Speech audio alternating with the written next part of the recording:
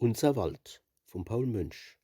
Ein Mensch, der wo de Wald nicht ehrt, der taucht nicht viel, der ist nix wert. In dem sein Buße drin, da blüht kein Herz, kein Seel und kein Gemüt.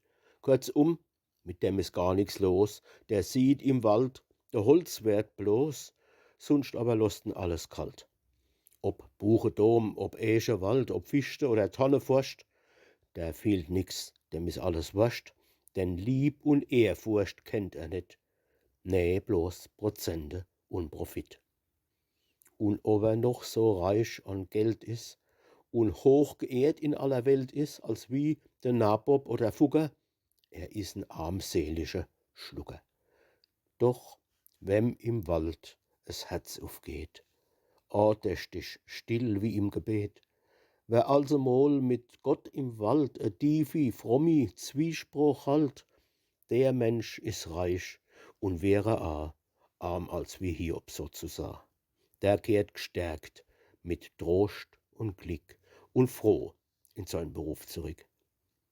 Selbst wann der gar keine Sorge hast, kein Not, kein Kummer und keine Last, dann trag erst recht dei Lust und Fried und all dei Sorgelosigkeit vergnischt und friedlich in de Wald und sing und peif, wie dir's gefällt.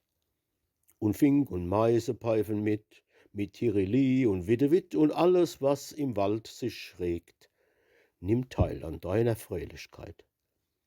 Wer des so recht empfinden kann, den häsig ein glückseliger Mann. Der pfeift auf all den Firlefanz, den Schwindel und den falschen Glanz, der wo so oft auf der Erd mit Fried und Glück verwechselt wird. Und jetzt, in der schwere Zeit, wo Stadt für Stadt in Trümmer leiht, wo unser Volk zum großen Teil geschädigt ist an Leib und Seel, da ist der Wald, der liebe deutsche Wald, für unser Volk ein starker Halt, wo sich's dra klammert in der Not, wann alles äußerst Stärze droht. O deutsches Volk, ob jung, ob alt, bewahr dein gräste Schatz, dein Wald. Schon schleicht sich in deinem Heiligtum blind wie dich s Verderbe und zehrt an jedem Eck und N an unsere schönste Forstbeständ. Denn alles frevelt, stiehlt und rafft, kein Mensch frocht noch der Forstwirtschaft, frocht noch Schade, wo entsteht, frocht noch der Art und Möglichkeit, die Weide Kahlhieb und die Ligge planmäßig wieder auszufliegen. Ach, Riesefläche, weit und groß, stehn nackig da und ed und bloß. Dort, wo noch kätzlich wunderbar der schönste Märchenhochwald war. Wer nicht ganz herzlos is und kalt, den jammert's um de deutsche Wald.